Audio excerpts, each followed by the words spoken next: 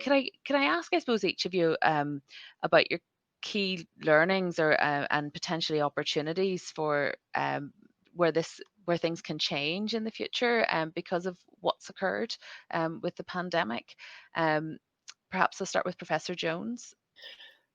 Yeah, so I think there's a lot, and trying to focus on what we can do as a CTU.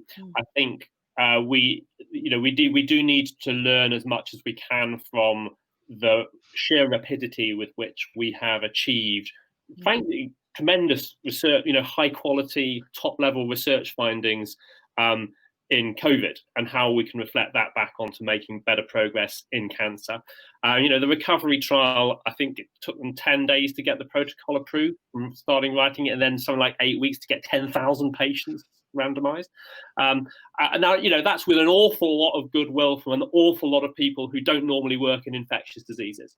And then that's clearly, I know nobody's asking for that level of sustained goodwill. You're not going to get that.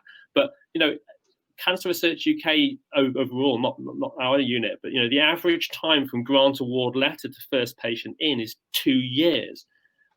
So clearly, even if we met halfway, that would be a massive step forward.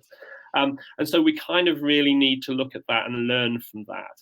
And I think that's about trial design, but it's also really much about focusing on, actually, what's the important data points here? I think, and this probably is controversial in cancer, but I think we spend a lot of time collecting data and samples that we never use, and even the ones we do use, are they really, do we really look at the impact of all of that? Because all of these additional things slow things down, and it may be that we need to start looking at being a bit leaner.